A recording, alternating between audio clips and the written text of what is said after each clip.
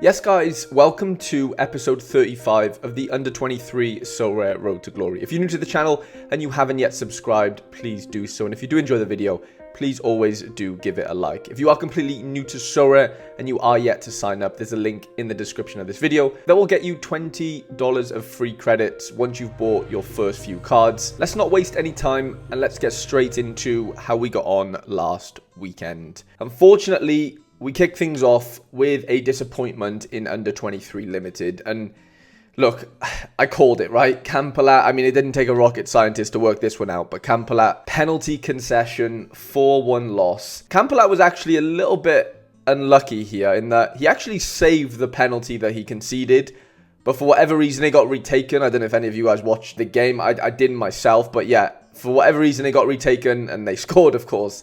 And so that, that made it 4-1, and he didn't get the positive decisive to balance out that negative decisive. But yeah, 10 AA, I mean, look, it was going to happen, right? Something of that sort was going to happen. We kind of knew that Galatasaray game was one of the worst that he could have had, I think, as far as matchups go. And the worst thing about it is he's now suspended for this upcoming weekend. So we only have one playing goalkeeper now. But, I mean, the outfielders, Monchu with a really good AA score, Carlos Martin with a goal, Griffin Yao with 2 decisives. Obviously, should have captained him on reflection. But, yeah, Klein Hansel with a pretty average score. I did not expect them to get beat 3-0 at home. And 40 points off a tier 5. We weren't miles off it, even though Kampelat killed us, even though Klein Hansel did as well. To score over 300 points, but of course we don't get anything from it. And then the Contender Classic Division 3. I went off your guys' recommendations and obviously went into the Division 3, and yeah, I mean, it was the right thing to do. Our players just didn't bang. I think Clerk went off injured, a minute before the clean sheet was added, and I know they ended up winning the game 2-1. At the time, they were 2-0 up, so we should have got the extra 10 points, but I guess it did matter because we would have got a box if we had scored over 7.8 points, basically. And so, yeah, that clean sheet, or the lack of clean sheet because of Clerk's injury, meant that we didn't get the box, which is really, really annoying. Pasalic with an assist. Lucas Zidane with an amazing score as our goalkeeper. Clean sheet for him. Andrade, I did not expect them to lose 3-1 at home. -5 AA. Koulibaly did start. He only played 62 minutes. And basically, he had no attacking stats at all. No shots on target, no attempted assists. And so, yeah, that is always going to, of course, let you down. But again, we scored just over 300 points. Both our teams, they were quite consistent in doing that. But just obviously not enough to get over the line. We would have needed, 72 more points to get ourselves a tier 5. But yeah, we were miles off it, really, when we, the only glimmer of hope, lads, from our 3 lineups in the weekend was this Cap 240 4-man effort. 3 decisives got us over the line. We managed to score just under 300 points from a 4-man effort in Cap 240. It did mean that we won the lowest threshold, which was £1.60 or £1.59. Captain Yuito Suzuki, this guy has been absolutely incredible recently. I think we highlighted him on the last episode, but I think he has something like 9 decisives in 5 games. Look at that. 3-1-1-2-2.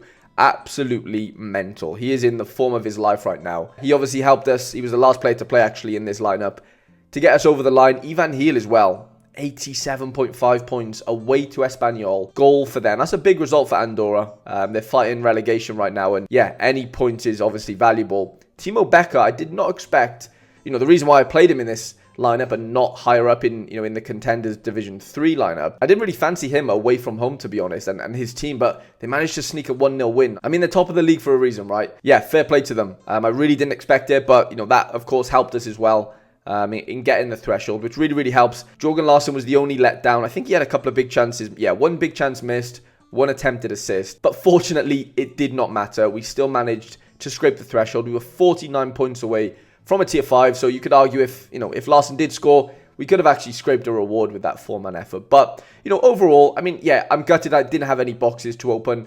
I'm gutted I didn't win you guys a card in Under 23, but I'll never turn down a chance of winning a little threshold. We only have a couple more months of it, and so, yeah, that is going to help us, of course, build our new road to glory, for the new European season in the next few months. And so, yeah, I mean, was it as successful as I wanted it to be? Of course not. But am I going to take it? Absolutely. And so we're going to move into Play Sharper and see the predicted scores and starter predictions for the boys this weekend. As I mentioned, Clerk is a bit of a doubt this weekend. He is still 70% on. He's normally like 90-95%. They do play at home to Espanyol. That is one I'm going to have to monitor up until the deadline. We've got Andrade at home again. We've got Ivan Heel at home to Racing Santander. Monchu we don't have predictions for, but again, he's at home. Furuhashi could be deployed this weekend, lads. They play away to Dundee. 70% on to start. We don't have predictions for Monchu Cham. Martin's at 70%. Madsen is still suspended. And then we've got Timo Becker at 90%. Lovely home fixture for him. Klein Hansel is away from home. We've got Pasalic, doesn't have predictions yet, but they play away to Lokomotiva Zagreb. Kampelat is unfortunately suspended, which is just killing us right now. We only have one starting goalkeeper for this weekend. Darlin's at 95, Brennan at home in the North London derby. We've got Suso at 55, Lucas Adan's at 95%, thank God. He is our only goalkeeper.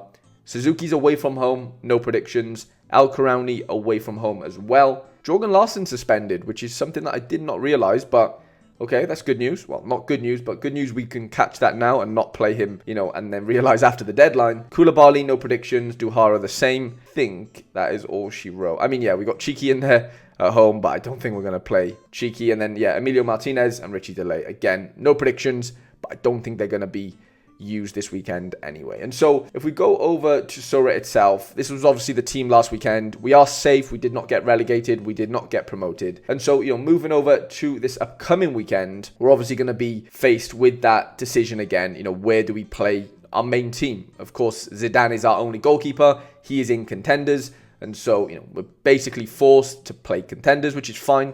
That is where we have, the most strength, I would say. And yeah, it's the same dilemma again. Division 2, 3 or 4. I think I am probably going to just stick with 3 for now. Just because, that's where we played last week. I don't think, we haven't built the team yet. But I don't see any reason to have to drop down to Division 4, really. We've got 3,125 users in Division 3. And we've got just under 2,500 in Division 4. But of course, the prizes aren't as good if we do end up hitting really big. And when we did hit big that one weekend, it was in Division 4, I believe. Yeah, it would have been nice if that happened in Division 3. And let me know, though, in the comment section if you think I'm missing something there.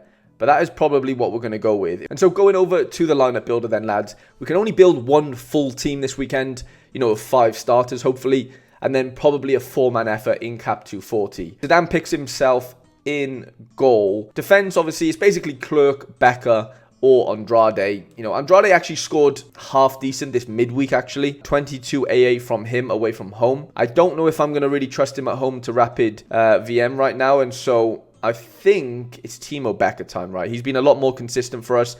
The matchup is way better. Quite a few decent midfielder options here. Monchu's been on fire, both AA and decisive capabilities. As has Pasalic, though. And as has Ivan Heel. So honestly, this is actually a really tough one. Judging off the opposition score, Racing Santander do seem to give away quite a few points to midfielders. Ivan Heel is at home. For me, he's had like 2 80 pluses in the last 3 games. Monchu's had 1, Pasalic has had none, but, came very close in that 78. But they do play away to Lokomotiv Zagreb, and that isn't an easy game for Riker. And I think I'm going to trust, the homeboys here and go Ivan Heel and probably Monchu. I don't think I'm going to go double forward, looking at what we've got on offer here. So we've got Kyogo away to Dundee, which is definitely the best matchup, but he is only 70% on Play Sharper. Koulibaly, again, we don't have predictions for. Well, we never seem to have predictions for. He came off the bench this midweek and actually scored a goal in 34 minutes. And so I'd like to think that he would regain his spot. Carlos Martin also scored last weekend. They play away to Racing Ferrol. None of them are like incredible options. I think you guys would probably go Kyogo, right? Let me know in the comment section. I think it's out of Kyogo and Koulibaly, but it's a tough one because, yeah, Kyogo hasn't really been that good this year. He's just lost his knack of scoring goals for whatever reason, but Koulibaly has been pretty consistent for me. Although they are away from home, I am inclined to want to play him, but then I think, well, if Kyogo does play, the Celtic matchup is the best. I think I'm actually going to back Kyogo. We haven't been able to use him yet.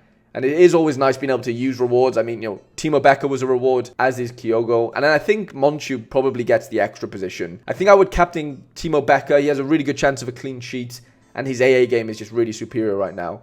So I think we're going to save that there. That's 75% lineup strength score, which is half decent. And then going over to 240 then, this is going to be a 4-man effort. Let's see who our midfielders are going to be. Pasalic, Suzuki's on fire. It's very hard for me not to want to play Suzuki right now.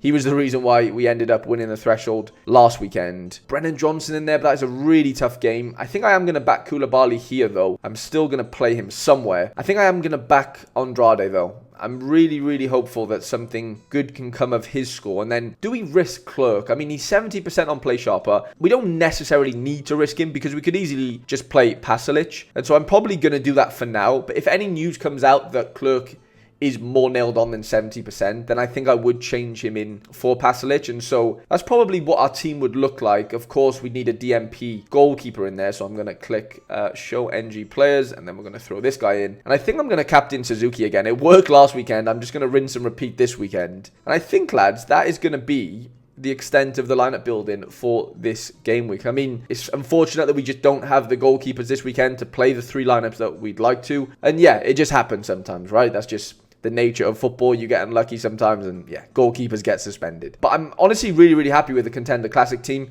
Let me know what you think. We've got 3 home fixtures in there, 2 away fixtures, and then of course the 4-man 240. Would you change anything? Would you go Koulibaly over Kyogo? Is there any other changes, or divisionally as well? Let me know. Do you think we should just attack Division 4? Please do let me know in the comment section, lads. Let me know how you've got on this midweek. Have you won any boxes? Have you got any cards coming on Friday? Hope you have a great day. I hope you have a great upcoming game week, and I shall see you guys in the next episode.